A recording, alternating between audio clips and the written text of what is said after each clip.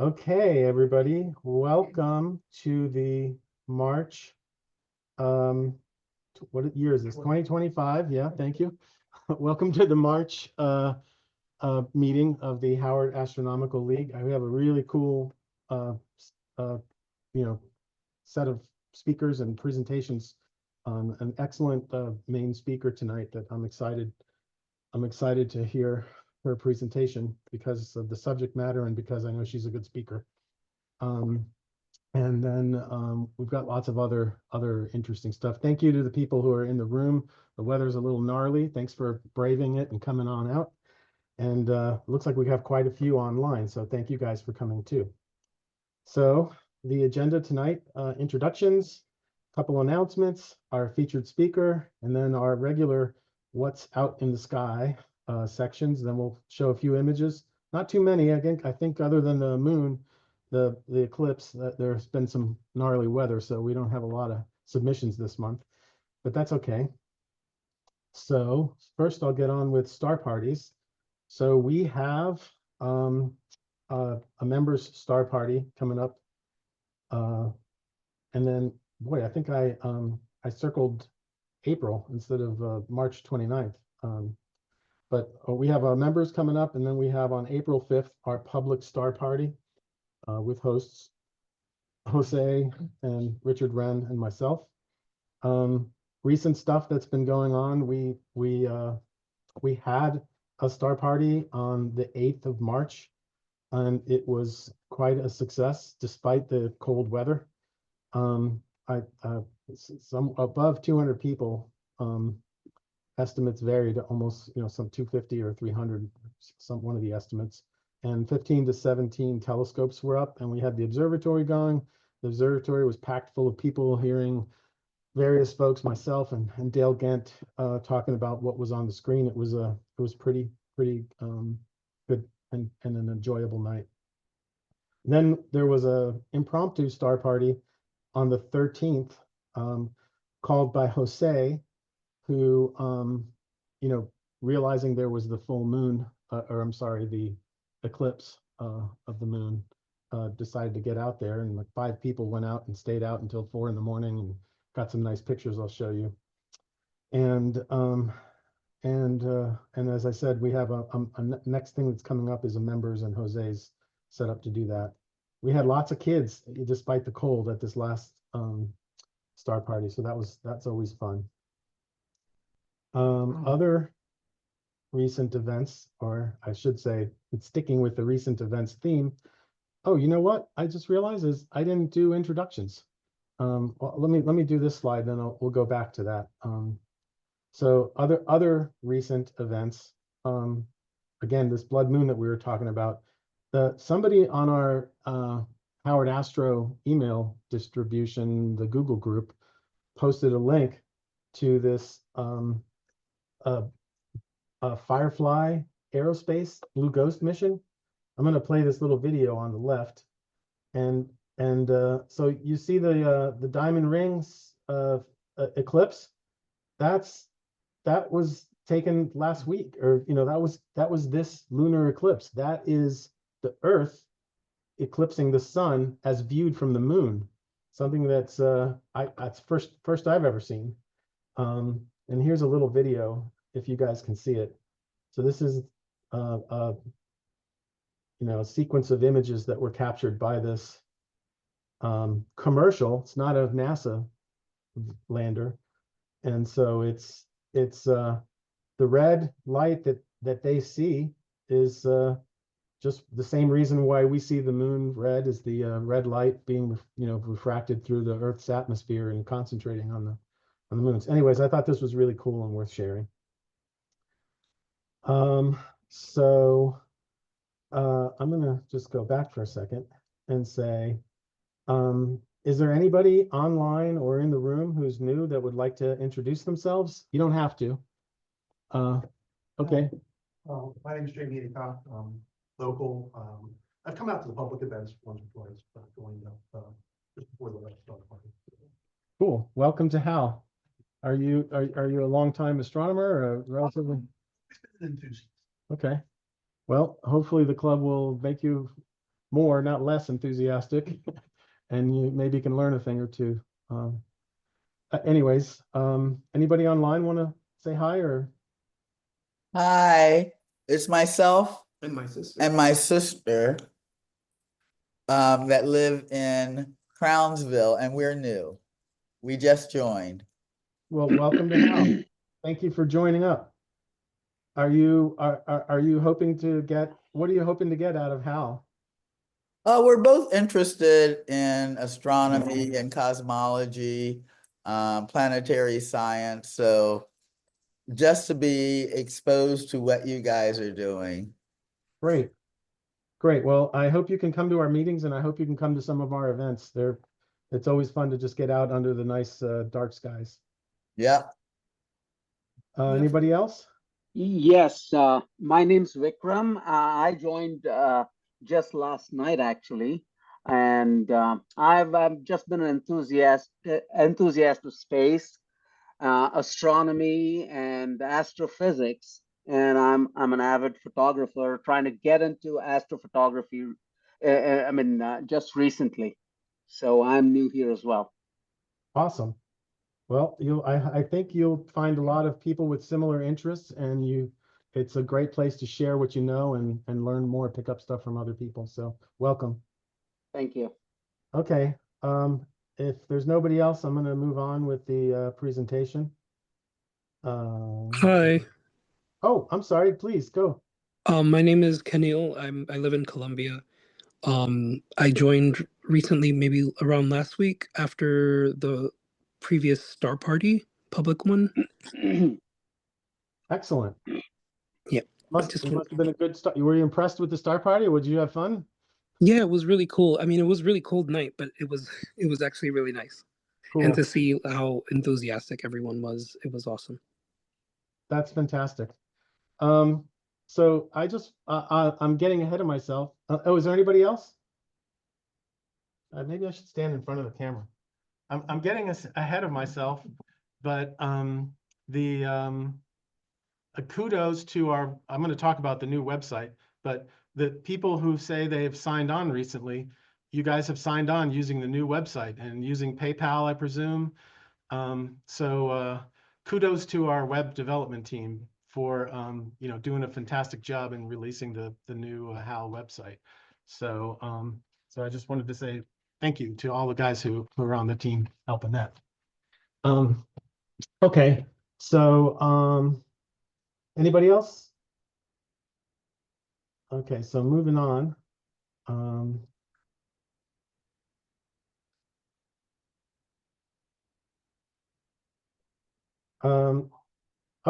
Well, I guess I just set myself up. So I had a couple of slides about the new website. So here's what the front face of the new website looks like.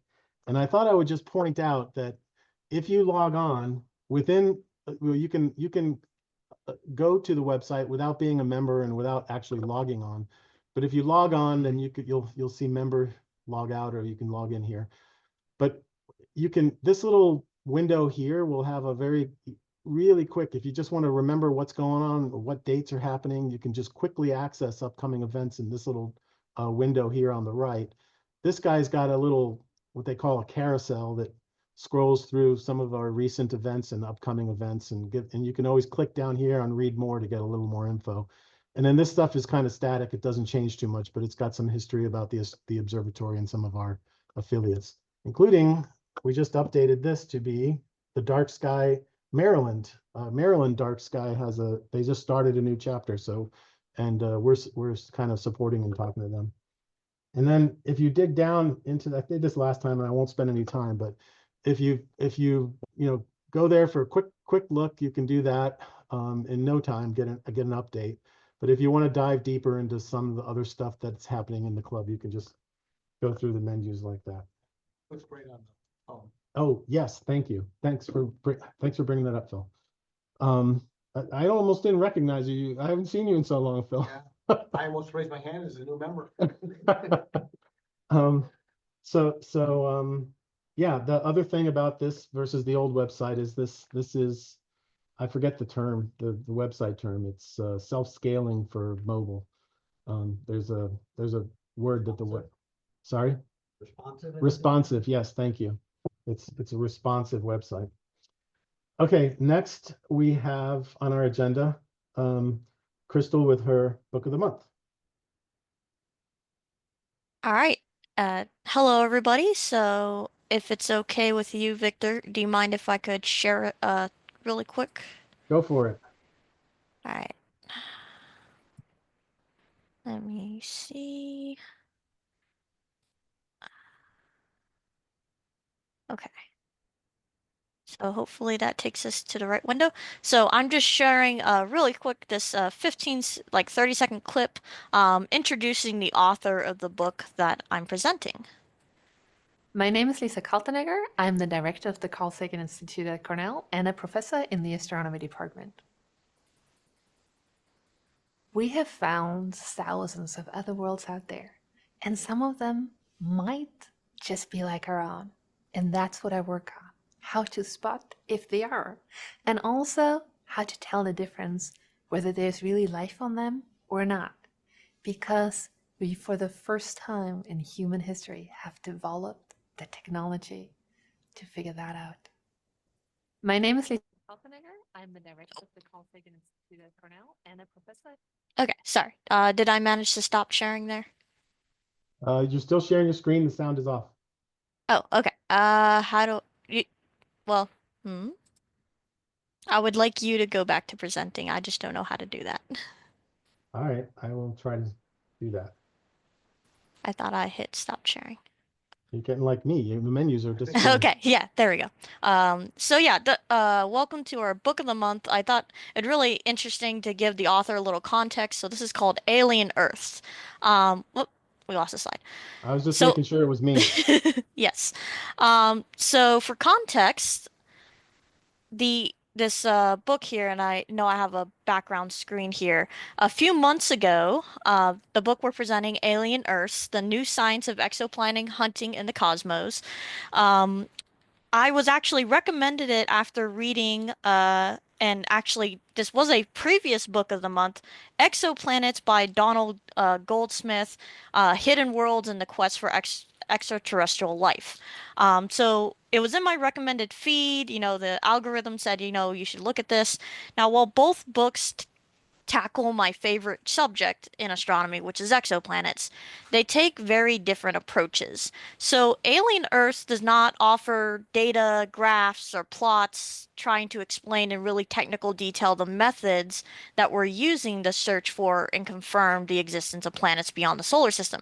Rather, there's this down-to-earth, I guess excuse the pun, analogies and comparisons to offer the reader insight into the motivations of why are we so driven to find new planets. And it's not just about finding exoplanets either. What are the possibilities of life existing on exomoons? Or what would life look like on a planet where its host star has died? So there's three main things that the book discusses that I think are centered around these really fascinating questions. Fascinating questions that I really think that you as the audience here should like take home with you before you read this. So here are my three things. One, if you had to search for life using only visible light, what would you describe as the colors of life? And I challenge you to think outside the box because it's not all blues and greens like I kind of assumed. My second one is, why does searching for life in the cosmos mean not looking for us? And when I mean us, I mean modern humans. And third, how do you know if a planet once had life or is currently on the path to hosting it in the future? So my favorite section of this book is called Biofluorescent Worlds and Glowing Aliens. Because did you know there's a surprising number of species that glow under UV light? So that's fungi and plants and even animals. So you can imagine, like, what would the conditions of that host star need to look like to cause the world to literally glow? So I think it's interesting, like a world where life has to tackle breaking down that UV light into something that's harmless like visible light. And I think it's also critical to mention that these ideas of how to model unknown worlds demands diverse perspectives. The astronomers need input from biologists and geologists, artists and engineers, and kind of a multitude of other disciplines if you want to tackle that question of are we alone? So I think it's really exciting science because, I love to pull up the NASA exoplanet counter. So I pulled it up today. We're at 5,862 confirmed planets.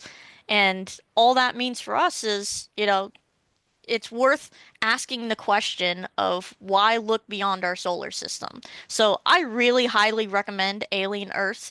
It's definitely a very different approach.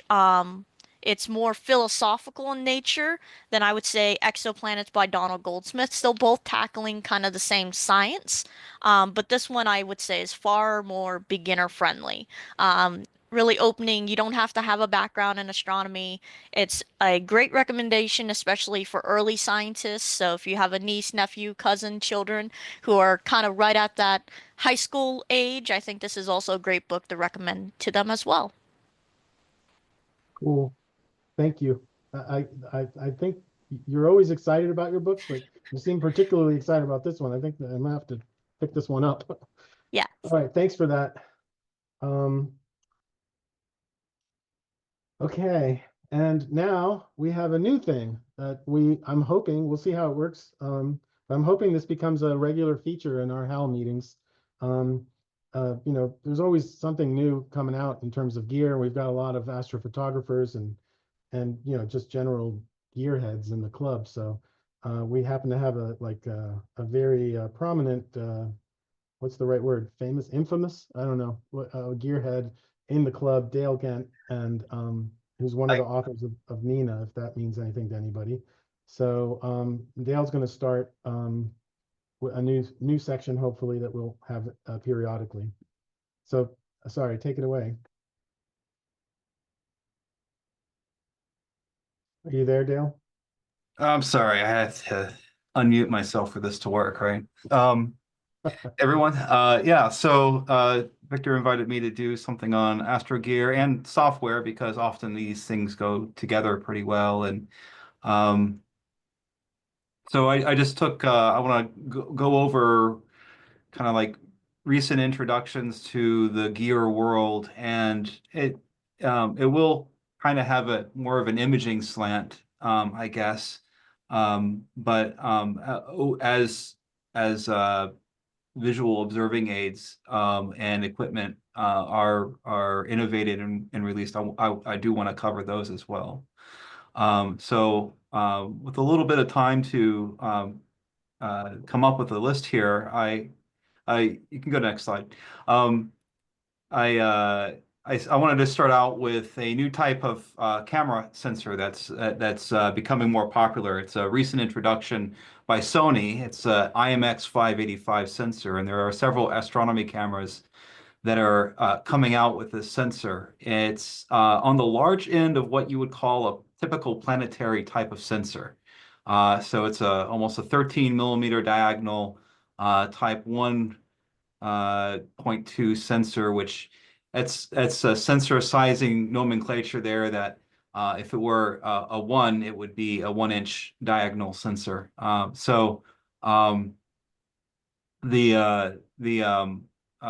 a 2.9 micrometer pixel pitch. So it's a very large version of the types of guide camera or planetary imaging sensor that we may be familiar with, but it's 8 megapixels. So it's a fairly large sensor. But what's interesting about this is that it's based on Sony's StarViz 2 technology platform. And so this is a series of sensors that are built on what's called the stacked silicon, which has a physically thicker layer to it, to the sensor substrate. So this allows it to catch longer wavelength photons that fall into the pixel wells.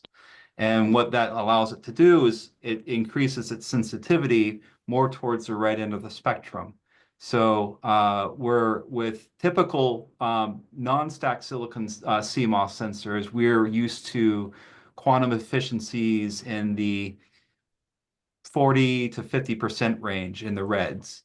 And quantum efficiency is a way of equating how many of those photons are turned into electrical charge in the pixels that can then be read out as signal. So a 40% quantum efficiency at a certain wavelength would mean 40% of those photons that come into that pixel well are turned into electrical charge via the photovoltaic effect. So if you can increase that efficiency, you have a more sensitive sensor in those wavelengths. So red sensitive sensors and commodity sensors haven't been the norm. They're usually they peak in their quantum efficiency around green, which is where the human eye is most sensitive. And but that's left the red end of the spectrum kind of out in the cold. So the StarViz 2 type sensors, which the IMX 585 is one of them, has excellent quantum efficiencies at the critical imaging narrowband wavelengths for H alpha and sulfur 2. So of 75%, which is frankly amazing. So it's a very high performing sensor. And because it's a smaller sensor, it's also cheaper than what you'd find for an APS-C or similar size camera. And it comes now in both monochrome and color flavors, and astronomy camera manufacturers such as QHY, TubeTech, Player One, and ZWO have all productized this sensor inside their cameras. Okay, next slide. Next slide. Oh, there we go. So this is just a graph that shows the quantum efficiency, 0 to 100 on the left there, and along the bottom is wavelength. Blue is on the left, red and near infrared are on the right. Everything else in between. And you can see in this graph here, it's from QHY, but this would be similar for anything here. Oxygen 3 wavelengths peaking just above 90%, hydrogen alpha and sulfur 2 above or poking around 80% QE there. If you're a planetary imager and you like your methane shots of Jupiter and Saturn, you're looking at a very good quantum efficiency of 40% in the methane band. So that's just how sensitive the sensor is going into the near infrared side of the spectrum. This would equate to the Sloan I and Z bands if you're a scientific imager. Here's an example of one such camera that's kind of interesting. It's an integrated unit that it's extremely small. That's Queeve there, the lazy geek. He has a very good YouTube channel of gear reviews. And I included that photo there of him just with his hand up to the back of it, just to show how tiny this camera is. It has a proprietary filter size, square filters or rectangular filters that are made by Optolong. And you can get these in regular RGB and narrowband, or they're coming out with a photometric set as well. So integrated filter wheel with the camera, and it's a very small package and fairly cheap, all included, under $1,000. So if you're budget conscious, but you want to do monochrome imaging, RGB, or you want a small high-performing sensor for scientific pursuits, exoplanet transits, or variable star observing, this might be a good camera to keep for that. Next slide.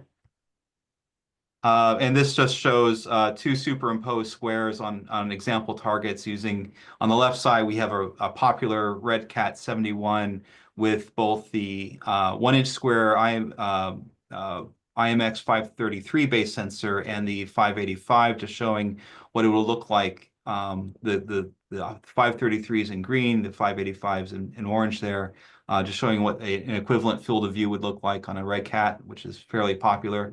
And for planetary imaging on the right, a Celestron 9¼ with the 2 power Barlow, using the green box is a pretty popular for planetary imaging IMX 462 based camera, but the 585 is clearly a lot larger, and that would allow you to do shots of Jupiter on a setup like this that also includes the Galilean moons strung out from it without having to shove Jupiter over to one side to maybe get a few of them. So next slide.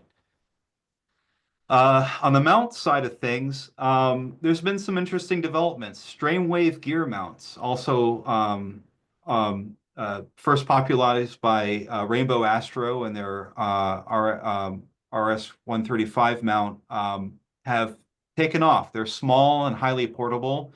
They are based off of a gear design called a strain wave gear or a harmonic drive, and these are powerful. They come from the robotics industry. So if you see a robot arm moving around, it's probably in very precise movements, it's probably using some sort of strain wave gear or harmonic drive arrangement. And so these types of mechanical interfaces have been applied to mounts. They're small, highly portable, and can take a surprising amount of load in terms of what kind of telescopes you put on them. One company in particular has debuted Warp Astron has debuted a WD-20 mount, which seems to fit into the higher end of the strain wave gear mount population. It's what stands out to me is it's a direct drive motor. In other words, instead of a belt connecting the motor with the strain wave gear, it's a direct drive. So the motor in the mounts. The motors in the mount are directly connected to the strain wave via shaft. Belts can dry rot over time. They can stretch and lead to inconsistent periodic error corrections and stuff like that. This mount can take almost a 50-pound load, but itself weighs just 12. It has some creature comforts such as encoder enforced limits, so that these can be safety limits. What I think is a first that I've noticed is that in mounts is that the hand controller for it. So if you're a visual observer who wants a small mount to carry around with you, the hand controller can be both wireless or USB connected to the mount. So in those no having to dance around the cable connecting your hand controller to your mount or accidentally snagging it, you can just keep it in your pocket, in your hands in your pocket too if it's cold. So with the wireless hand controller, several reviewers have comprehensive reviews online, Queeve included, and the mount software-wise is interfaced using the OnStat platform, which is a open source, open electronics project on the internet that is fairly comprehensive. So it uses a very typical mount driver that's very well maintained. It's not the company's own, so I think they went in a good direction with choosing OnStep to control their mount. And the people I've talked to on the Nina Discord server and in person who have these mounts in hand have spoken well of them. So if you're looking for a higher end but not highest end kind of strain wave mount, Warp Astron is a good thing to look up, I think. Next slide. Imaging. So any questions so far? Yeah, Dale, what's the price range on that one you just showed? I think it lists around $3,200 US. Thank you. Yeah. So on the imaging side, the ASI Air has been a very popular system for imagers. It's kind of like one of those all-in-one imaging systems where it's usually designed around a Raspberry Pi with a custom OS and application stack on it for controlling your hardware, mount, camera, filter wheel, all that stuff, and with a mobile-friendly web interface or a iPad or tablet type of app that can be used to control it. We're starting to see some more competition in this realm. QHY has recently started their Quarks project, which is They say that it's going to be open source, but it's and Dylan O'Donnell, if you watch his YouTube channel, has done a review on it. TubeTech has introduced their Stella Vita, which is, you can see a photo of it there in the lower right. It's a Raspberry Pi with power management and their operating system on it. These are all, like I said, generally Raspberry Pi based devices because of their small and low power nature. So they're not a high power battery draining kind of piece of hardware. And so it remains to be seen how these stack up against the ASI Air. And but one thing that is notable about them is that they where the ASI Air is ZWO hardware only, except for mounts, but it only supports ZWO cameras, filter wheels, so on and so forth. Both QHY and TubeTech had said that these are going to be open platforms for anyone's supported camera, not just their own. So that could be an option for people who are looking for something like the ASI Air but aren't invested in the ZWO ecosystem, or are in the ZWO ecosystem but don't want to be beholden to it, on the long term. So, next slide. Software. This is the last slide. So, recently, PixInsight 193 Lockhart has been released. This brings about a lot of structural changes inside PixInsight. Parallelization of a lot of the process workflows has been introduced.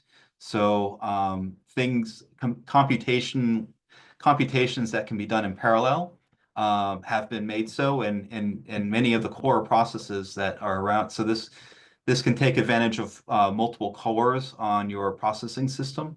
Some creature comforts for your workspace configuration. And I noted that this release started a shift towards using XISF as the primary internal file format instead of FITS, and certainly in terms of image metadata. So I think at some point in the future, PixInsight will stop paying attention to FITS and metadata, unfortunately, but I don't know in what capacity. SharpCap 4.1 has been getting a bunch of rolling improvements to it, to planetary live stacking and its surface feature-based tracking. That latter one there is if you're pointing at the moon or a sunspot on the sun, SharpCap can key in on a edge of a crater or something like that, or edge of a sunspot, and use that as a point of reference to send tracking corrections to the mount. So your image doesn't drift or anything like that when doing planetary or lunar or solar imaging. Recently, a new plugin has been introduced for Nina called Touch and Stars. It basically gives Nina a mobile-friendly web interface, and that can be accessed from iOS and Android. You need the nightly, currently need the nightly version of Nina in order to access and use it. But so if you are a Nina user looking for something mobile friendly, you can look at the Touch and Stars plugin. And this is just a general FYI for everyone. Windows 10 end of life happens in October of 2025. So if you have an imaging PC or something like that, it will no longer receive patches, security updates, etc. after that date. And generally, astronomy software follows a best effort policy in terms of support for end-of-life operating Windows versions. So if a future incompatibility crops up with people using Windows 10 in say 2028, there may not be any recourse for them except to upgrade at that point. So I personally use Windows 11 on my imaging and processing PCs, so I can say it's pretty well baked at this point, a couple years in. So if you are considering an upgrade to Windows 11 or away from Windows 10, then now you may want to make that a little summer project. So that's it. Excellent. Thank you. Any questions? Actually, can I defer the questions until the end? Just in the interest of moving on, but that Sure. was amazing. I think you gave like, maybe we just need to have you be the main speaker at an upcoming meeting or Okay. I didn't know how long to make it. I didn't want it to yeah, be this. Am I that's making it awesome. too short? Am I making it too long? Or No, that was really interesting. Thanks. all right. Okay, so yeah, you're if you can stick around, maybe there'll be some more questions after the near the end, if that's possible. So I'd like to move on to our featured speaker, and it's Dr. Rutuparna Das, who's an astrophysicist with Harvard University. And I don't usually read the entire bio, but I love this bio, so I'm going to read it. Well, in the interest of time, I'll read it quick. Dr. Das is an astrophysicist and science communicator who spends her time learning about the universe and sharing its wonders with everyone around her. That's where we met. We met at an outreach event at the Astronomy Festival on the Mall last year, where she was doing just that. After doing her undergrad at MIT, she got her PhD at Michigan, and where she worked on weighing clusters of galaxies and figuring out what the cosmos is made of. She's now at the Center for Astrophysics at Harvard and Smithsonian, spreading the joys of space through NASA's universe of learning and continuing her research into the composition of the universe. When she's not staring at the sky with her eyes and with telescopes, like a lot of us in the club, she enjoys reading, desserts, and taking nature photos and poetry. Maybe we'll get some poetry next time or something. Anyways, without further ado, I'm going to stop sharing, and please, thank you for being here, Dr. Das. Yeah, thank you for that. Thanks for having me. I really enjoy talking to the public and talking about how wonderful space is. So this is gonna be fun. Excuse me, couple of disclaimers. Please excuse any coughing or sneezing. I think I've caught a cold recently. And if you hear my dog bark in the background, please excuse him because he likes to bark at everything. Excuse me. Okay. So let's get started. And I will share my screen. Let's see. Okay, share. And you should hopefully be seeing like a completely black screen. Yes. Okay, awesome. All right, I'm doing something wrong here. Hold on. In the room. What are you seeing? Oh, now we're there now. Sorry, thank you. Okay. All right. So let's start. Excuse me. So, a long, long time ago, in galaxies far, far away, light was emitted. These pinpricks of light from these far-off galaxies have traveled for millions to billions of years, getting twisted and turned by the warpings of space until they finally fall through our atmosphere to land on our telescopes. And in some cases, they skip the atmosphere entirely, depending on where our telescope is. But hi, I'm Rutuparna Das. I'm an astrophysicist and science communicator at the Center for Astrophysics, Harvard and Smithsonian. And I'm going to talk to you today about how those pinpricks of light and their path to us can tell us about the dark side of the universe. To start with, and I'm going to ask a few sort of very brief questions here.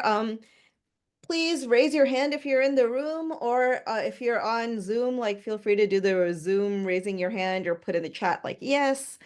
So, how many of you have heard of the Big Bang? And I am guessing most hands are going up. I don't see a lot of hands in the chat, but I assume that's because it's complicated trying to find the Zoom participants or chat list. But yes, the Big Bang, I would imagine, you know, most people I'm talking to right now have heard of it. The universe expanded really, really quickly, got very, very big, very, very fast, and continues to expand to this day, right? Been there, done that. We all know about this. You can put your hands down. Now I want to ask, how many of you have heard of the Big Crunch? And we have a few hands up, which is nice. As far as I can tell, not as many as before, which is standard. For those of you who might not be familiar with it, the Big Crunch is what we thought would happen to the universe. You can all put your hands down, by the way. So, because, you know, the Big Bang happened, universe expanded, continues to expand to this day. And we figured, all right, universe is continuing to expand. It must be leftover vestiges of the Big Bang. But gravity exists, right? The same gravity that if I throw this is a persimmon squishy toy. I don't know, like the kind of very specific things people make, but it's cool. It helps for this. So if I throw my persimmon squishy toy up in the air, gravity brings it back down, right? The same gravity that brings my persimmon back to me is the same gravity that pulls us towards the Earth, pulls the Earth to the sun, pulls the sun towards the center of our Milky Way galaxy, pulls every object in the universe to every other object, right? Gravity is pulling everything together.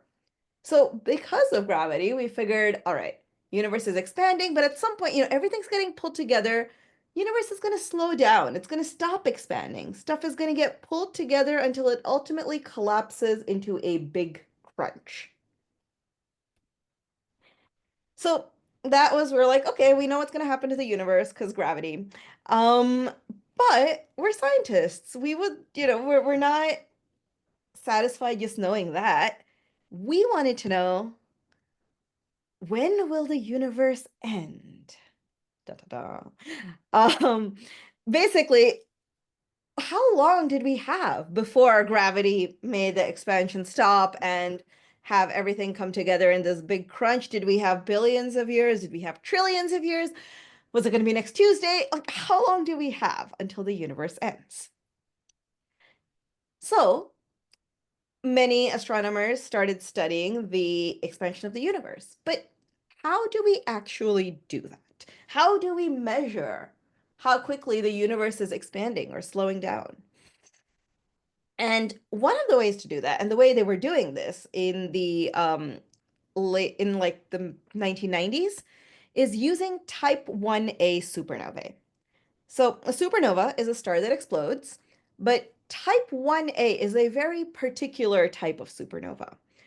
To tell you about type 1a, I have to tell you a little bit about why stars explode. And like our sun is not a very massive star. It's not going to explode. A star needs to have a particular amount of mass in order to explode. If it doesn't explode, if it's like our sun, it's going to turn into a white dwarf, which is basically a giant ball of carbon squished together under great temperature and pressure. Fun fact, by the way, our sun is going to turn into a white dwarf, a giant ball of carbon under lots of temperature and pressure. What is carbon under temperature and pressure? Diamond. Diamond, yes. So our sun is literally going to be like a diamond in the sky. Most scientific nursery rhyme ever written. I don't think they had any clue. But anyways, excuse me, getting past that. So we have this giant ball of carbon, which is then held up because the carbon atoms are pushing against each other. And that counteracts the gravity trying to make the star implode further. But there is a limit to how massive a white dwarf can be. This limit is known as the Chandrasekhar limit. It was discovered, developed. I don't know what word you want to use there. I guess discovered because the limit existed in nature. It was discovered by Subramaniam Chandrasekhar in sometime in the mid 1900s. My date, I can never remember dates. So basically, he said that if a white dwarf, remember, this is carbon atoms squishing into each other, and it's the like integrity of the carbon atom that's keeping the star from collapsing further. He said that if a white dwarf, this ball of carbon, has a mass of more than 1.44 times the mass of our sun, the gravity is going to be too much. The integrity of the carbon atom isn't going to be able to hold the star up, and it's going to explode. So that's the limit, 1.44 times the mass of the sun. And now we get to a really interesting phenomenon in space. We have binary systems, two stars orbiting each other, where one of them is a white dwarf. And this here, can you see my mouse? Yes. Yes. Okay. So this here is a white dwarf. The white dwarf is orbiting a main sequence star or a red giant, something that's very gaseous. And it starts accreting the mass from that star. It starts gathering more and more mass. And after a while, it reaches that point of 1.44 times the mass of the sun, where it can no longer sustain itself. It cannot hold itself together, and it explodes. And that is a type 1a supernova. The really interesting thing we get here is that this means every type 1a supernova starts out at the same mass and happens by the same mechanism, which means they are all very similar. Here's a photo of a bunch of type 1a supernovae. You can see they're all kind of, circular. Sorry, I am trying to minimize like things on my screen, like the chat and the participants list. But yes, you can see that these are all, they're all fairly circular. They're all pretty similar. And what we found is that a type 1a supernova, any type 1a supernova, it has a standard brightness because it starts off with the same kind of progenitor, basically the same kind of star that explodes. It's the same mass, same kind of mechanism for the explosion. We know how bright each of these is supposed to be. Because they're all similar. But that gives us a really interesting way to look at the universe. It's called a standard candle. Basically, if you had a bunch of the same candles and you lit them all, the flame would all be the same size, right, on all of them? And they would all be of the same brightness. But that means that if the flame of one of those candles looks really dim to you, you know that it's much further from you. And if it looks really bright, it means the candle's probably up in your face and you might want to get away from the fire. But based on the brightness of that flame, you know how far away the candle is. Same with type 1a supernovae.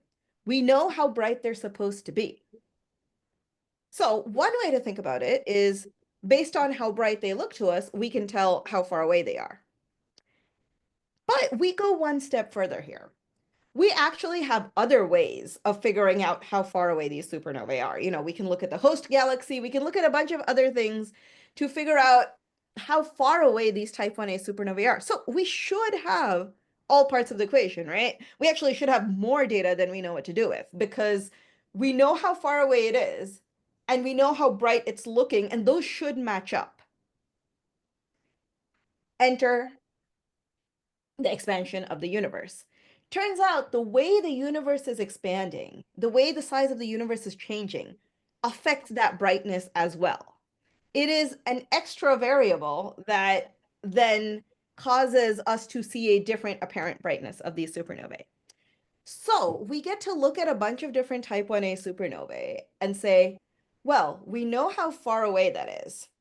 So we know how bright it's supposed to be. It's supposed to be, say, X bright, but actually its brightness is Y. And the difference between that X and Y is caused by the expansion of the universe. So by looking at how bright they look to us versus how bright we think they're supposed to look, we can learn about how the universe is expanding. Or, in this case, we wanted to know how it was slowing down. So that's the method. And using that, two groups of scientists in the 1990s were trying to figure out how quickly the universe was actually slowing down. And they found, incredibly, to their astonishment, that the universe wasn't slowing down at all. it was, in fact, expanding faster and faster. It was accelerating, which I know several of you probably know this punchline coming up, so it wasn't that big of a punchline. But yes, the universe is getting bigger faster and faster. And this made absolutely no sense. This was like the astronomical community was in shock. Why? Because this is like if I take my persimmon and I throw it in the air, and instead of coming back to me, it gets faster and faster and flies off into space. And then I'd be very sad because I wouldn't have my persimmon squishy. But no, it's back with me, right? I throw it up, it comes back down. Gravity exists. So how can the universe be accelerating? How can it be defying gravity? And so, the scientific community was stunned for a bit, but we brushed ourselves off. We're like, all right, the universe is telling us we're wrong because the universe is always right. Whatever we see, whatever data we see from the universe, that's correct. That is what is. And so we have to modify our way of thinking. And so we decided, all right, let's figure out how this can happen, how the universe can be accelerating. And we realized that, okay, there is some form of energy that's causing things in the universe to move apart from each other. We know it's a form of energy. We don't know much else about it. We can't see it. And so in all our wisdom, we name it dark energy. Dark energy is literally the name given to whatever is causing the universe to expand faster and faster. We don't know what it is, and I don't work on that. I leave that to the theorists. It's a bit too much math for me. Well, we don't know how much of it there is. That's what I look at. How much dark energy is there? How is it changing over time? And why do we want to know this? Because if there isn't enough dark energy, if there's only a little bit, then one day gravity will overpower it and our universe is going to like implode and end in a big crunch. But if there's a ton of dark energy, if it overpowers gravity, then our universe is going to keep accelerating and flying apart until everything ends in what is known as the big rip, if you're keeping track of the big ends of our universe. Or they might balance each other. And it might be that the universe will just continue to expand, but it's not going to implode, but it's not going to fly apart either. To find this out, we need to know how much dark energy there is. So now, how do we measure something that we can't see? We look at its effects on the things we can see. And I spoke to you about the type 1a supernovae. That's one way of measuring dark energy. But, excuse me, that's one way of measuring dark energy. There are multiple ways. We can look at large-scale structure in the universe. We can look at the cosmic microwave background. We can look at, well, the way that I'm going to talk to you about more today is clusters of galaxies. So this is a galaxy cluster. It is exactly what it sounds like. It's a bunch of galaxies that are orbiting each other. Galaxy clusters are the most excuse me. Galaxy clusters are the most massive gravitationally bound objects in the universe. Means they are the most massive things out there that we can actually point and be like, oh, there's a cluster, there's a cluster, there's a cluster. Any bigger than a galaxy cluster, and we're basically getting to the universe itself. We're getting to the cosmic web. So these galaxy clusters, by the way, in this image, every yellowish blob you see is a galaxy, not a star. So there's a bunch of galaxies bound together by gravity, orbiting each other. And these galaxy clusters are so massive. Well, they're very massive, so they have a lot of gravity, right? Mass leads to gravity. They have so much gravity that they keep growing over time. Anytime a galaxy gets close, it gets pulled in, it starts orbiting the rest. So gravity causes these clusters of galaxies to get bigger over time. However, dark energy is causing everything to move further and further away from each other. So galaxy clusters develop in sort of a tug of war between gravity and dark energy. Gravity is trying to pull things towards them, make them grow. dark energy is causing everything to move further and further apart, so it hinders the growth of these clusters. That means that if we can map out how clusters of galaxies grow over time, we can ask the question, how much dark energy does there need to exist for the clusters to grow the way we're seeing them grow? Right? It's literally like a sum over here. Gravity plus dark energy equals growth of cluster. And if we have gravity and we have growth of cluster, we can figure out the quantity for dark energy. Sounds, pretty simple, and everything's all's well. Except this means that we need to figure out what the mass of a galaxy cluster is. We need to weigh clusters of galaxies, which is easier said than done. And we'll talk about why. And by the way, the reason we have suns here is because usually we use the units of mass of the sun, often 10 to the 12 or 13 or 14 times the mass of the sun. But yes, so we have to get that gravitational side, we have to know what the actual mass of a galaxy cluster is. Now, this is complicated for a few reasons. First off, what you're looking at here is the galaxy cluster. You say, what if we can just count the galaxies? That must tell us something about the mass.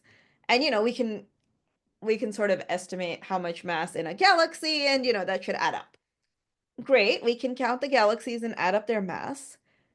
It turns out that that is only 1% of the mass of the entire galaxy cluster.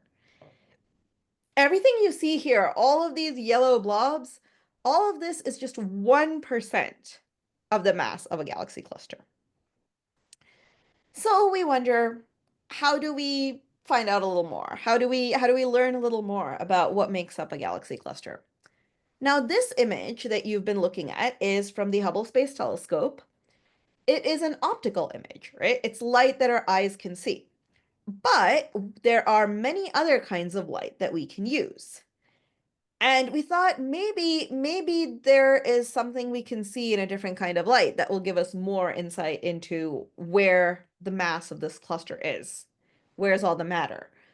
So we used, this was from Hubble. Then we used NASA's, well, actually, before we go there. So yes, there are different kinds of light. I forgot, I was going to talk a little bit about different kinds of light. So many of you are probably familiar with these words, radio waves. Radio waves are a kind of light. X-rays, gamma rays, microwaves, ultraviolet, all kinds of light that we can't see, but they show us different parts of something in space. I did see a hand up. Was that a question or was that an accidental hand? It's gone. I'm gonna assume that was accidental. All right. Yeah, I'm actually watching the presentation and not at my screen. So Wayne, can you monitor the chat, or if there's a question, do you mind? Yeah, and we can also do questions at the end if that's easiest. Okay, I yeah. thought I saw a hand up, so I was wondering, but we can go back and we can get to questions towards the end. So yeah, excuse me, where was I? Yes, so electromagnetic spectrum, many kinds of light. Each kind of light shows us something different about whatever we're looking at in space.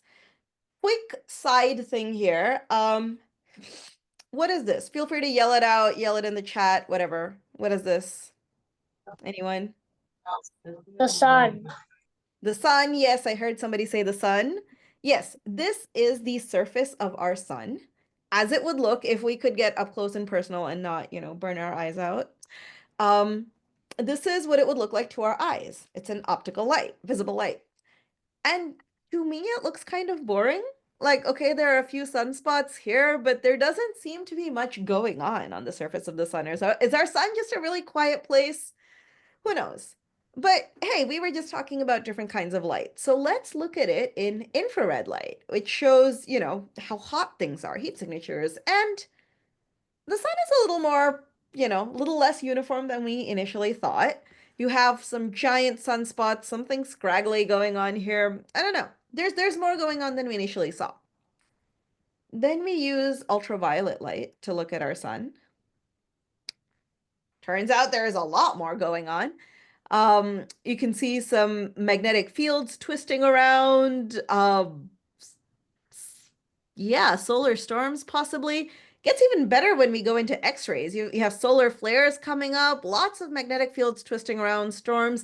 The sun is a pretty violent place. We need different kinds of light to be able to see it. So this is one of my favorite images. I love this. The bottom is our sun as it would look like to our eyes if we could stand near it. And each slice shows the sun in a different kind of light. And we need to put all of these kinds of light together to be able to get a full picture of our sun. I don't know about you, I really love these magnetic fields. They're so graceful. Anyways, now that I'm done fangirling over the sun for a little bit, so in the same way, we should try to look at this cluster with different kinds of light. This was with Hubble. And then we had Chandra. Chandra launched in 1999. We celebrated 25 years last year. I work with the Chandra team, so shout out, happy slightly belated birthday to Chandra. We use X-rays to look at this galaxy cluster. And we realized that there is actually a blob of gas. X-rays come from hot gas. So there is a blob of gas surrounding these galaxies. Now, if I go back, you can see where the galaxies are. Keep your eye on that spot.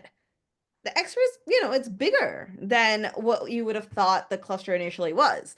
And we're like, oh, great. Maybe this gives us this, like the rest of the mass. Maybe we can use this to figure out how much mass a galaxy cluster has. It turns out we do a little better than just looking at the galaxies themselves, but this is still only 10% of the entire mass of the cluster.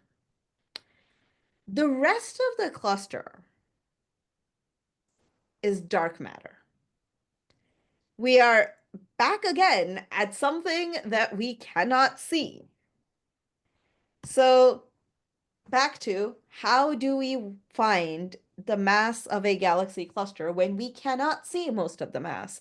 And not just we can't see it with our eyes, but dark matter doesn't interact with any part of the electromagnetic spectrum.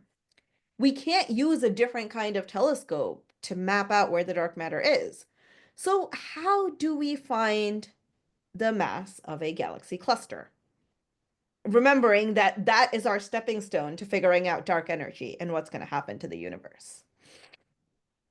So there are a few ways. There are some indirect ways of weighing a galaxy cluster. There are some proxies we can use that are like, okay, these things correlate to the weight of a galaxy cluster, and so we can use these. So you can actually count the galaxies, and the number of galaxies does correspond in a way, it does relate to the mass of a cluster. And it's a lot easier to do than any of the direct weighing methods, but to use that, you still, for some clusters, have to find the actual mass to be able to create that relationship. Another indirect way of finding cluster mass is looking at the X-ray gas, the hot gas, the temperature of this gas, which we can get from our X-ray observations. The temperature correlates to the, excuse me, correlates to the mass of the cluster. But again, we need a direct method of finding, we need to find this relationship for some clusters, and then we can use the temperature mass relationship and just look at the X-rays to find the temperature. One more way is we can see how clusters affect the signal from the cosmic microwave background behind them. The more massive they are, the more they affect that signal. Again, this is a proxy. There is a relationship between this effect called the Sunyaev-Zeldovich effect. There is a relationship between this effect of how much it distorts the CMB to what the actual mass of the cluster is. For all of these indirect methods, as I have said, they're useful once we have a relationship between this proxy and the mass. But for that, we have to first find the mass. So let's look at a few direct methods of weighing a galaxy cluster. The first thing to do, we can actually look at the galaxies. Excuse me. We can actually look at the galaxies, but instead of counting them, we want to look at how the galaxies are moving. Remember, they're orbiting each other, and orbits are based on gravity. Dark matter has its matter, so it has gravity. And oh, I got a question. I think I will say this right now. How do we know that the mass of the galaxy cluster is 90%? Or you mean the dark matter is 90% of the mass of the galaxy cluster? I'm telling you the story kind of backwards. We learned about dark matter and started measuring dark matter and then found that there was all of this other matter around clusters. So the way I'm telling you the story isn't like, it wasn't that we just saw the gas and we're like, oh, there's something else around it. It was more that we knew there was something else around it. And then we're like, how do we find out how much it weighs?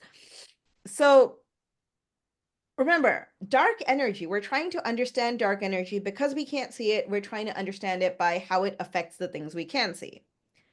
Same with dark matter. We can't see it, but we want to measure it by how it affects the things we can see. And the way dark matter affects things is by gravity. So these galaxies are orbiting each other. Their orbit speeds are based on gravity. That is just Newtonian mechanics. You know, the orbit of something depends on the gravity of whatever is contained within it. So by studying the speeds of these galaxies, or by studying the radial velocities of these galaxies and seeing how quickly they are spinning around each other, we can find out how massive the cluster is supposed to be. Fun fact, this is actually how dark matter was first discovered. Fritz Zwicky again, I'm terrible with dates. This was sometime in the first half of the 1900s. Like before the 1950s, I think, like first half of the 20th century. Fritz Zwicky looked at the Coma galaxy cluster and was like, those galaxies are spinning faster than we think they should be spinning. There's got to be something else there. There's got to be like, I don't know if he called it dark matter. I forget who actually coined the name dark matter, but he's like, there's something else there that we can't see. Unfortunately, nobody believed him and really listened to him back then. Much of the equipment that was used to prove the existence of dark matter later didn't exist back then. So this was just Zwicky looking at the movements of galaxies in a faraway galaxy cluster, saying there should be something there. Fast forward to the 1970s, I want to say, 60s or 70s, we have Dr. Vera Rubin, who was studying galaxy rotation curves, who was studying how the arms of the Andromeda galaxy rotate. And she found that the arms of the Andromeda galaxy are rotating much faster than we would expect based on Newtonian mechanics. And by that time, there was some better equipment that allowed her to take very precise data of the arms of the galaxy, not just Andromeda, but then she did this for several other galaxies nearby. And that is what then made dark matter sort of generally accepted, because people saw that, okay, these galaxies, not galaxy clusters, but these galaxies are spinning faster than we expect them to. Every galaxy has a halo of dark matter around it. So yeah, just fun story here. We started with galaxy clusters and the discovery of dark matter. Nobody believed it. Then we went to galaxies decades later. And after that, backtracked to realize that, oh, hey, these clusters also have this halo of mass around them. Excuse me. So yeah, so by using those methods of gravitational orbits, we can look at the we can look at the velocities with which the galaxies are moving and then figure out how much mass is required to be there for such speeds to exist. Also, if you, I know you guys are an amateur astronomy club, you like looking at things in the sky. Galaxy clusters, unfortunately, aren't very visible from down here without like super powerful telescopes. But you can see Andromeda. I'm sure many of you have already seen it or have tried. And when you look at Andromeda, you can think about the sides of it moving, the arms moving, and think about Vera Rubin finding dark matter in that way. Anyways, so yes, that is one direct way of finding the mass of a galaxy cluster. Another way is using that hot gas, but we're not using the temperature as a proxy. What we're doing actually is we're sort of, again, we're going back to high school here. We talked about Newtonian mechanics. Now we're going to talk about an ideal gas. PV equals nRT. You can get measurements of this gas and figure out how much gas pressure there is. But the cluster is, as I mentioned, it's not like, it's not diffuse, it's not spreading out everywhere. It is an actual thing that we can sort of bound. So for the gas to be held within its bounds, something must be keeping it together. And of course, that is gravity. That is gravity. And excuse me. So gravity and the gas pressure are balancing each other out to keep a cluster in equilibrium. And we can use that and basic ideal gas laws. We can use ideal gas laws to figure out the pressure and then balance the gravity and the gas pressure to figure out how much gravity there must be and therefore how much mass there must be. Excuse me, there is a question in the chat. Can dark matter be measured by unexplained drag on a spacecraft? So my instinct is, I've never thought about this before, but my instinct is no, because unless the spacecraft gets really, really far away, because dark matter, while there is a halo of it around our galaxy, on smaller scales, matter itself, all the baryonic matter we have, all the matter we can see, our sun, the planets, the asteroids, whatever, gas and dust, all of that sort of really overpowers dark matter on small scales. It's only when we get to the outskirts of our galaxy where there isn't much other matter where you really see the effects of dark matter, where there's really a lot more of it. That said, I don't know if even such a small effect would be measurable, as I have no clue about this field. But my instinct is probably not. It's probably too faint at anything within the range of our solar system. Excuse me. All right, so that was two direct ways. And then the third way, my favorite, I spent years of grad school on this. So the third way is by looking at how gravity affects light. This is called gravitational lensing. And as you can see these arcs. You can see these arcs here. These arcs are actually light from background galaxies getting distorted by the galaxy cluster. Now, I'm sure all of you have heard of black holes, right? Everybody's heard of black holes. And the fact that, black holes are special because they are so dense that their gravity is super powerful and not even light can escape. So light is affected by gravity. Galaxy clusters are not that dense. While they do have more mass and thus more gravity than a black hole, they're not as dense. So because they're more spread out, light doesn't get trapped in them, obviously, because otherwise we wouldn't be able to see the dark. Excuse me, we wouldn't be able to see the galaxies. I'm getting a question, how do we know the amount of dark energy in a galaxy? We're going to see that. Actually, the way I explain about how we use this next method to find out the mass of a galaxy cluster is also useful for galaxies. So light can escape a galaxy cluster because clearly we can see them. We can see all of these beautiful galaxies, but light gets distorted. Light gets bent. Now, these arcs you see, these are called strong gravitational lensing. Usually the effect isn't that strong. Usually it's a much weaker effect, and very creatively we named it weak gravitational lensing. So you have this cluster and you have a bunch of galaxies behind it, and they are oriented every which way. Light from these galaxies behind passes by the cluster, gets distorted by the time it reaches us. This like screen here represents our camera or our detector.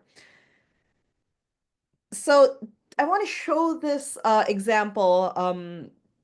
I want to show this example in another way.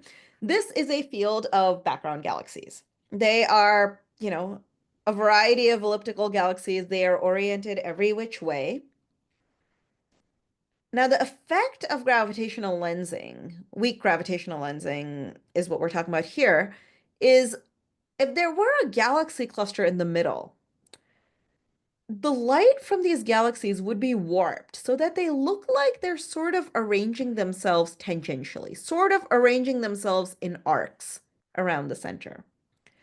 And you can see as you move further away from the center, the effect is lower.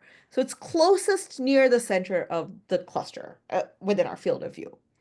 Also, this is a very, very exaggerated effect. In reality, we don't see galaxies, for weak gravitational lensing, we don't see galaxies stretched out like this. But with thousands of background galaxies, we can look at a statistical measure of how they're oriented. And statistically, we find that there is a tangential ellipticity, what we call shear. We have this tangential ellipticity that, and for this is why we need like lots of types of data, because we need to find the cluster in the center, but we need data to find the shapes of all of these galaxies that are really far away. They have to be in the background of the cluster. And we need thousands of these galaxies to get the statistical signal of how they're aligning tangentially around the source of mass. And here in the blue is you're seeing the result of this lensing study on this particular galaxy cluster. Using gravitational lensing, we have mapped out where the mass is. So the blue shows the distribution of mass. So basically where you see some blue and you don't see any light, that means that's dark matter. I mean, dark matter pervades through all of it, but that's where there's the biggest difference between dark matter and light matter. And we can overlay the X-ray as well, and you can see that the halo of dark matter is much bigger than the X-ray. It's still hard to tell in this picture. It goes far beyond, it goes actually beyond where the picture has been cropped. But it's using this kind of lensing, looking at how light is distorted, because the more the mass in the center, the more the light's going to be distorted.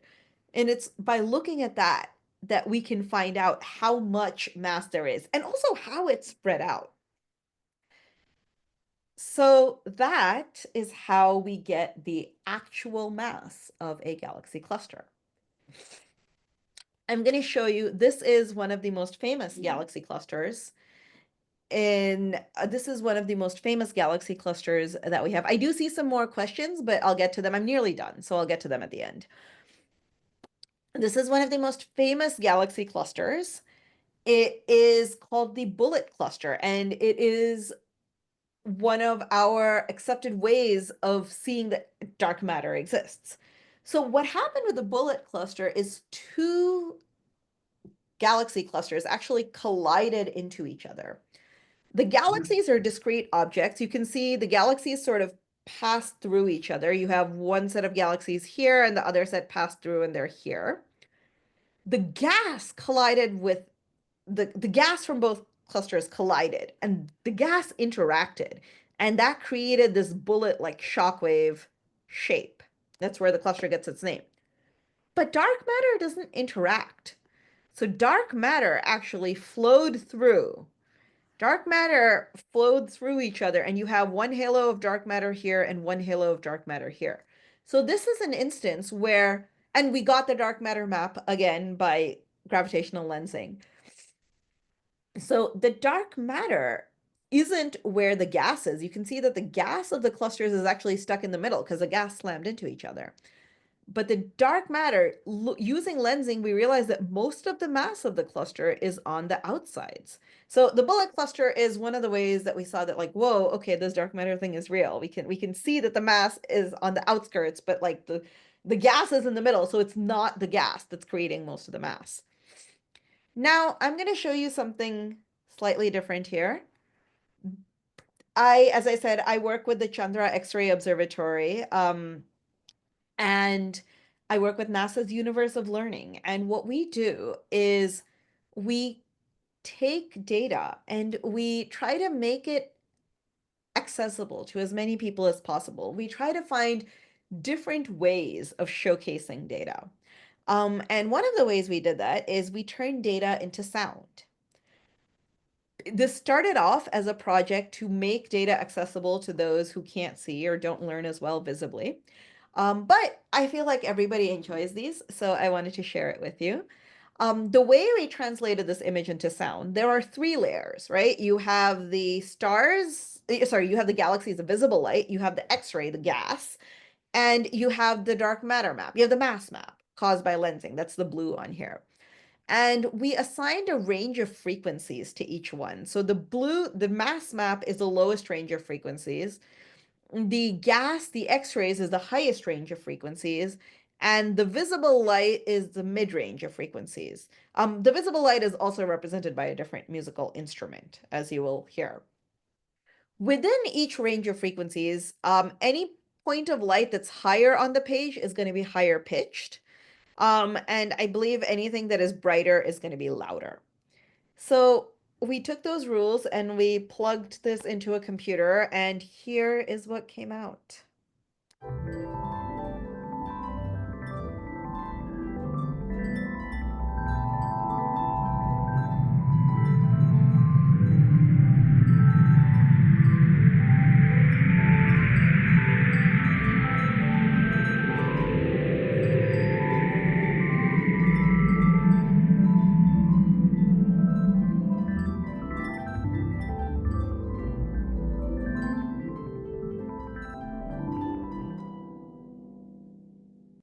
We have a lot more of these if you Google Chandra and sound, or I can also send a link.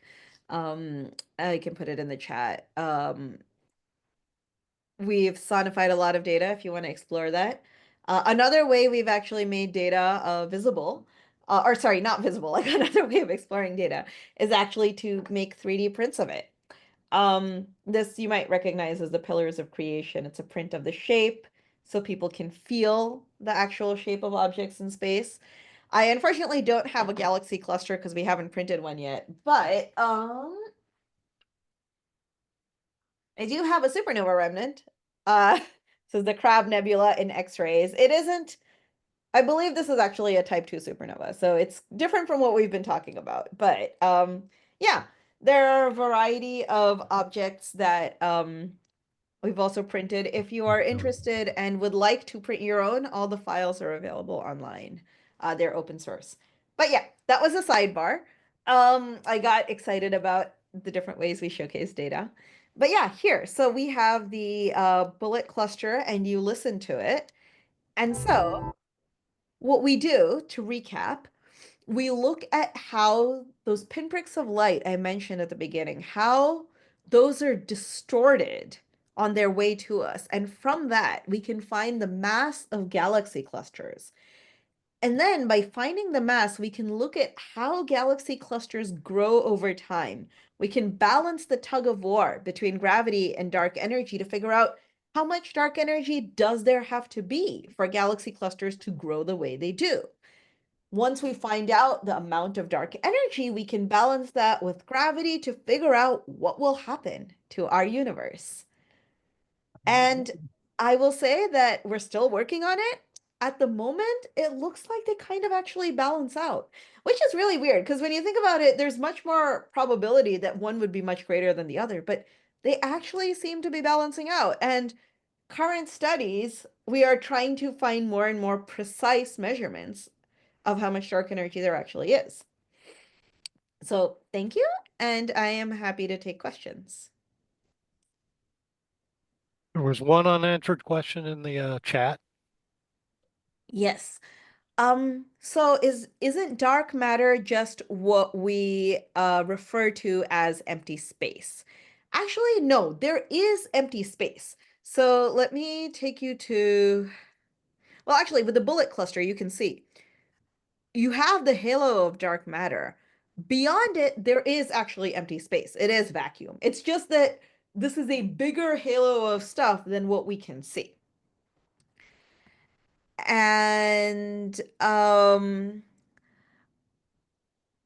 also, how do we know the amount of dark energy in a galaxy? Same thing. We use lensing. For many galaxies, we can use lensing behind, but also galaxy rotation curves. What I mentioned with Vera Rubin, if we can see the arms of a galaxy, if it's close enough to us that we can see its arms, and if it's edge on to us, we can see how its arms are rotating, and thus figure out how much mass it actually has.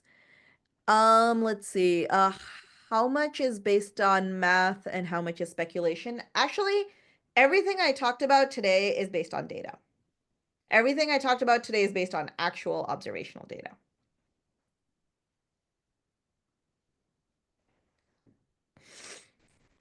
And as I said, we're still finding we're still figuring out precisely how much dark matter there is, and dark energy there. Sorry, how much dark energy there is. So it's an I have ongoing a process. question. I have a question. Uh-huh. How do you, can you account for the fact that, like, in it coming, like what you're showing is kind of like a plane? If how do you know if some of that dark matter is farther back or farther forward from the closer to us or farther from us than the actual galaxy cluster? So that's a really good question. And one of the things we do for clusters that we have, excuse me, for clusters that we have a lot of data for, we can actually use redshift to make slices to figure out where, like, to make a 3D map of dark matter and figure out where it is. For clusters where we don't have that much data, one of the things we do is we actually stack clusters on top of each other. And stacking actually helps us in multiple ways. Because as you saw, I'm sort of assuming clusters are almost spherical. They're not really, but once we stack them on top of each other, all together statistically, they average out to spherical, and we can find the average mass of clusters. So one of the ways we do this is we don't always actually measure the masses of individual galaxy clusters. We don't have that much background galaxy data. So what we do when we're trying to find the dark energy and fate of the universe is we bin clusters into what we think is like relatively similar bins of mass. We use one of the proxies to say that, okay, these clusters should have about a similar mass. We don't know what it is, but they should be close to each other. And we bin them according to how far away they are. So what the redshift is, because that then sort of that like almost equalizes where their background galaxies are going to be coming from. And then we find what is the average mass of this set of clusters. And we do that for a variety of different masses, and that helps us find what we're looking for. But yeah, for the ones like the bullet cluster where we have a ton of data, we can actually go in slices and see how much dark matter is at any given redshift. Thank you. And I see a hand up. Harini? Okay. My name is Arjun. But this is on my sister's thing. But so I had a quick question. Regarding dark matter, I was really interested on quantum particles carrying out dark matter, something like GIMPs, or maybe even gravity? Sorry, could you repeat that, please? Now, I was wondering if you knew anything about like GIMPs, which are quantum particles that are thought to carry out dark matter. I mean, dark energy. So, like I said, I don't look very much into what dark energy actually is. There are a lot of theories. What I can tell you right now is that we don't know anything for sure. And all of these are being measured. There are different collaborations and experiments that are measuring this. Some people think it might just be modified gravity, like we don't know gravity as well as we think we do. So that's another theory. But you know, as you mentioned, there's GIMPs. I'm not too familiar with it. All I can tell you is that we don't know yet. Everything about this is being researched. So if it's something that interests you, this field, you know, will continue for the next few decades at least. So yeah, good question. I see there are a few more in the chat.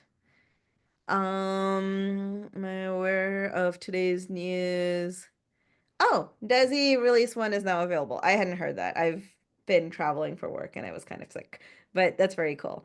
I used to work with the Dark Energy Survey. Much of that team went over to Desi, so I'm quite familiar with what they're doing. But cool, I will have to take a look at that. And I think there was somebody replying to that. There was one about gravity waves. Yes, will gravity waves improve our understanding? So gravity waves are improving our understanding of the universe in general. Also, I guess I can just stop sharing also. If everybody's had a chance to see the comic, this is one of my favorite comics about the universe. So we can all see each other. Gravity waves, as far as I know, there's not much we can see about gravity waves that pertain to galaxy clusters. That said, gravity waves from neutron star mergers can give us an entirely new way of looking at how of measuring the expansion of the universe, of measuring the current expansion of the universe. And one of the things is that like many of the methods we use, some parts of them overlap, but this is a completely independent way of measuring the current expansion. And for that we need to find more neutron star mergers. So fingers crossed, hopefully soon. But once we find more neutron star mergers, they can help us better understand the current expansion, which will then help us check our results in many other places. So it will help us understand cosmology, just I don't think galaxy clusters in particular. Cool. Any other questions? Okay. Thank you very much. Thank you. Yeah, thank Thank you all you for so much. Oh, really, really cool. Thank you so much. Yeah, of course. Happy to be here. That was wonderful. Thank you very much. You're welcome. Thank you.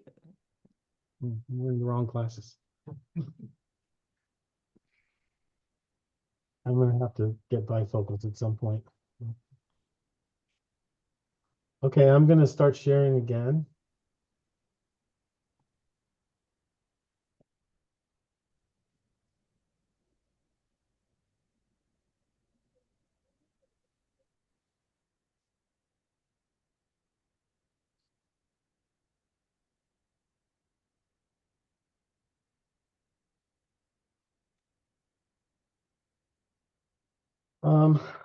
Thanks again to Dr. Das. Now we'll go in and we don't have that much time, but Wayne, I might have let's have Jim go first. But I hope I left enough time for you, Wayne. I hope I didn't do it 2 months in a row. But anyways, go ahead, Jim, please. Okay, well, let's talk through some of the shallow sky highlights for the next 30 days or so.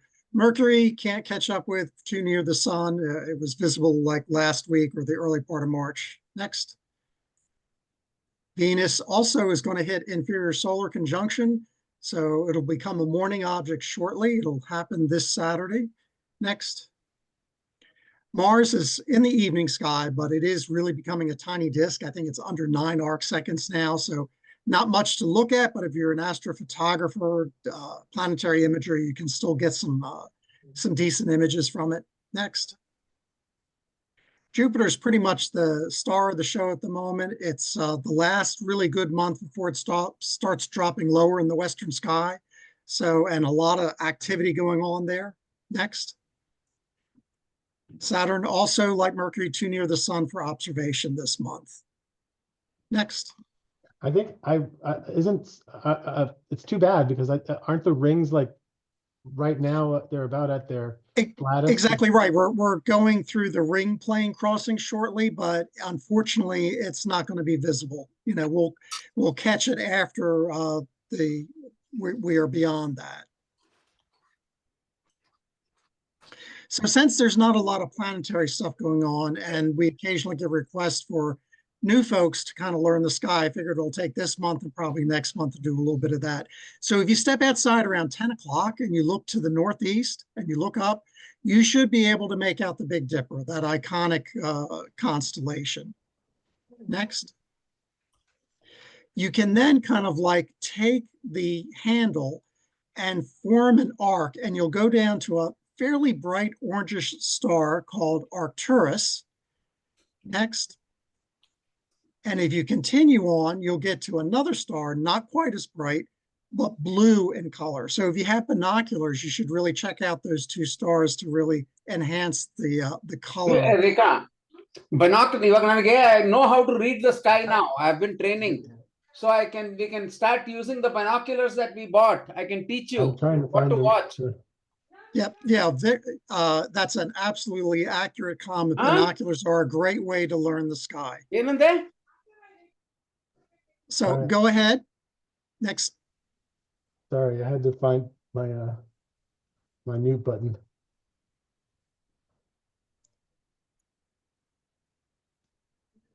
All right, and then if you take the bottom of the bowl, or you kind of like take the pointer stars, if you go one way on the pointer stars at the end of the dipper, you go to Polaris, the North Star. Going the other way, you're going to hit Leo the Lion, which is that constellation there, and kind of like the backwards question mark, which marks its head. Next. Okay, so why would you want to learn some of these landmarks? Okay, here's some reasons. So there is T Corona Borealis, which is a nova that erupts, I think, like roughly every 70 years. I could be way off on that, but it's like a once in a lifetime thing. And it's going to appear right about where that yellow circle is. So if you've figured out some of these other constellations and stars, when that erupts, you'll be in a good position to go out and to see it. Next. The other thing is that as we go along here over the next month and a half, Mars is going to gradually move along the zodiac, and it's going to come right up next to Regulus in Leo the Lion. They're only going to be about a degree away for a couple nights. So again, kind of getting to figure out where Leo is will help you when that happens. Next. The other thing is that there is in the handle of the dipper, if you've identified the dipper, there's a star in the middle of the handle called Mizar. And if you go out to like the halo area where you can get a slightly darker sky and you have good eyesight, you'll be able to see, like in the inset here, a very tiny star right below it. So this is kind of like a very close visual double star. So Mizar, which means horse, and Alcor, which means rider in Arabic. So I used to be able to do that when I was a kid, back when the light pollution wasn't so bad and my eyes were better. But give it a try if you go out to the halo area on an impromptu or public star party. See if you can see it. Actually, I wanted to jump in on that. I was very surprised to see that I could actually see Alcor very clearly where I am, which I'm pretty close to Boston. just 2 towns out. So I think recently nights have been really clear in the past few months, and even in like not so dark places, it's been nicely visible. Yeah, and the transparency, you're right, has a lot to do with that. So thank you. I Appreciate that. I would like to jump in, Jim, if I may. Sure. Okay. There's Mizar A and Mizar B and Alcor. All three stars revolve around each other, but the Hubble Space Telescope, when it first got fixed in 1995, did a spectral analysis of the three stars, Mizar A and Mizar B and Alcor, and found that there are actually 6 stars, because the 3 stars, Mizar A and Mizar B and Alcor, are double stars. Yep. Yep. And Okay. but when Bob is talking about Mizar A and B, if you have a telescope with just about any sort of magnification, you can probably split Mizar into those 2 A and B components. So again, that's another thing if you have a new telescope, great target to take a look at. Excellent. All right, and I think that wraps it up. Thank you, guys. Okay, Wayne, what do you think? Do you want to talk about the Bullseye Galaxy? I don't think so. Because you won't have time for your astrophotos. And I'd rather the people who submitted astrophotos get their spotlight. Okay. Well, look, we got another mention of Fritz Zwicky here. I promise next month we're going to put you up front so that that this doesn't happen again. I was looking through your slides. It looks super interesting. So we have to get out of here at 9, and so we only have a few astro photos this month. So I'll just kind of jump into it. I know he's never online, but any chance that James is at the meeting? So the blood moon a couple weeks ago or whenever well, it was a week ago. This is him. He says that he drove out to West Virginia because he was worried about the clouds clouding him out. So these are a couple of shots that he got, but the one on the left is particularly cool because a few minutes before the eclipse, and I think it happens before and after the totality of the eclipse, there's something called the Japanese lantern effect, which you can't stop learning in this hobby. In this there's always something new that you never heard of before. But apparently there's like a bluish tint at the top, if you notice, and it's caused by some of the ozone, some of the blue light being diffracted or refracted by the ozone. So you get or I should say maybe the red light is absorbed by the ozone a little more, so that you get this effect of a bluish tint on part of the eclipse. And then so he has that photo, and he has the photo mid-eclipse that he took with his refractor telescope and a Canon DSLR. So I thought that was pretty cool. And then these are 2 more from James. Again, I can't believe how much you were talking about how small Mars is right now. He's got quite a lot of detail. That's pretty amazing shots. Next we have Harini. Harini, are you there? Did you? Yeah. Arjun, is Harini with you? Yeah. This is my image of the blood moon. My mom took the image, but I woke up just in time to see it. I was going to ask if you stayed up that late. No, I didn't stay up late. I went to sleep and then my mom woke me up. Okay, awesome. And the one on the left, I'm gonna go ahead and click play. The one on the left is a little bit of an image, a movie. Yeah. So how did you create the image on the right? Is that just one frame from the movie? Oh no, it's a separate image. Is it a stack? Did you do any Oh fancy, no, I didn't do any stacks. It's Okay. just one image. no fancy lucky imaging or anything? No. No, it's good. It's a very nice shot. I love how much you can do with your sea star. It's fantastic. I also took a video of the moon again, but then that time a tree went over it, so it was pretty cool. It was the like in the end of this video you can kind of see the tree coming over it. Oh, is that what that? I thought it was a cloud. What's down here? You mean that's Yeah. that's a tree? Yes, that's the Oh, tree. cool. Interesting. Okay, well, thank you for sharing, Harini. Oh, and you have a couple other. I see you've got This is Neptune also or Uranus. yeah. This is Uranus. We took it for 1 hour and 41 minutes.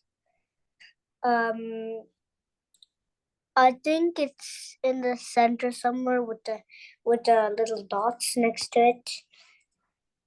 Yeah, I Those think that's pushing the limits of what the sea star can do there. That's a yeah, I pretty think small thing. I think two of them might be Titania and Oh, is that right? You got the moons? yeah, I got it's like a tiny little dots. Huh. I'll have to. And on the one on the right, it's the Andromeda galaxy. We could only get the the center of it. We didn't take it for long enough for the for the spiral arms to appear. So we took this one for 1 hour and 18 minutes. Awesome. This is a good example of light pollution. I think you're really battling that in this image. Oh But yeah. thank you. There's also option that we had for the Uranus one. I kind of switched a little bit of the contrast and the saturation. So that's how I got it that clear. Okay. Very cool. Very cool. Thank you. Next, we have Alan Everett. Are you on, Alan? Well, Alan shared this image and the next one I'm going to show, which are just really cool. I mean, they really, it's does a really nice job of showing the eclipse as it happened there. And his next image is a Rosette Nebula one, which his choice of colors is pretty dazzling. I don't think I've seen one quite. He's got quite a bit of detail, like sharpness in his image. I wanted to ask him about what kind of narrow band stuff he did to get this, but it's really quite a nice image. You think Alan is a new member, and I'm happy he's in the club. It's really good stuff. Steve Gauss, are you on? Yes. Yeah. I was fortunate this time that Venus was setting just to the north of my tree cluster, so I was able to follow it from my observatory down quite a ways till just a few days ago. And these are all at the same scale, so you can see the change in size and the crescent shrinking. Cool. And that's just visible light? No Yep. special filters? No filters, no. And different sky conditions each time, of course. So the colors are different because it was down pretty low. Oh yeah, sure. Yeah, nice atmospheric refraction. Yeah, We yeah. use one of those prisms. Well, I'm just kidding. I mean, you had to wait till the sun got just low enough to make it visible against the bright sky. So it was getting lower and lower all the time. Yeah. Cool.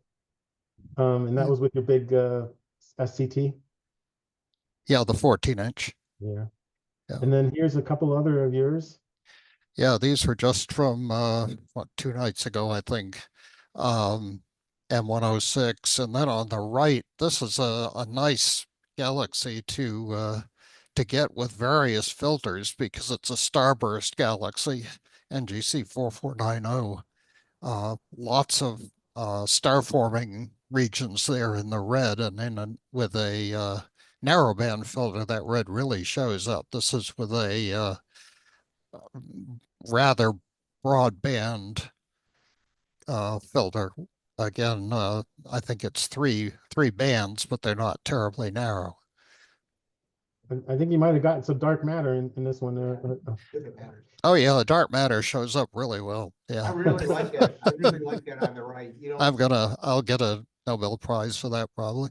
yeah, I really like that on the right. You don't see Yeah, that these many are images of the galaxies that are not spiral galaxies or some edge-on galaxy like that. Irregulars, yeah. Where it's that optolong, irregular almost galaxy. Neat.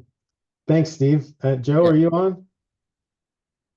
Well, here's Joe's M81, M82, and you can barely see a little bit of the IFN. Maybe again, probably is battling some light pollution there. So that's all we have for today, and I think we're just about out of time. So I want to thank everybody who contributed. I really appreciate the time you guys spent. Wayne, we'll make sure we get to your stuff next time. Thank you, Dale. Thank you, Dr. Das. Thank you, Jim and Krystal. And we have a few minutes if anybody wants to chit chat or has I'll stop sharing. If anybody has any more questions for Dale or anybody else, then we can talk now if anybody. Oh, Steve has his hand raised. Yeah, don't forget to Yeah. kill the recording. Okay. I just wanted to comment that I have enjoyed dark matter because I knew Vera Rubin at Georgetown. Oh, wow. Yeah, Oh wow, very nice lady. Awesome. That's like Wayne with his office mate when he was a young astronomer. Is Clyde Raptina still Tombaugh, on? yeah. Clyde Tombaugh, yeah. Oh, yeah. Is Raptina still on? Rutuparna. Hi, Rutu's fine. Okay. Rutu's fine. Yeah, no, Okay, that's cool. Rutu, I was wanting to mention what's his name that saw the galaxy cluster. Krystal? Yeah, Chris Wiki. Yeah, I know a little bit about it, but I was wanting to say how was he able to actually verify that he was seeing the rotation of all of the galaxies around a central galaxy point, which I think was M87 or something? No, I think that Coma cluster, I don't know. I think the central galaxy of that, I don't know if we actually have a name for it. But I mean, I think it was this is an interesting history question. I'll have to look it up. But I believe that at that point it was understood that these were all galaxies and they were bound together. So redshift as a concept, like based on how yellow or red they looked, I guess they could tell that the galaxies were all sort of near each other. It was definitely like he would have gotten the velocities of the galaxies using redshift. Using redshift to redshift of hydrogen spectral lines and seeing that some of them are shifted, so the galaxies are moving away from us and some are moving towards. So was there a blue shift in the ones towards us? Yes.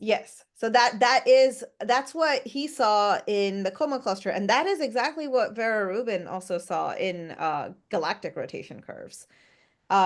She saw red shifted galaxy arms moving away and blue shifted ones moving towards.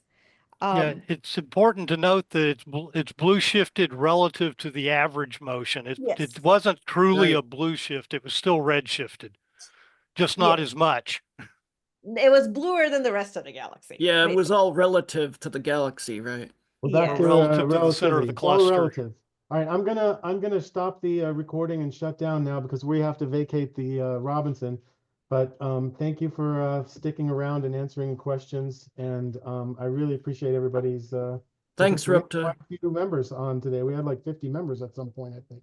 So that was quite good.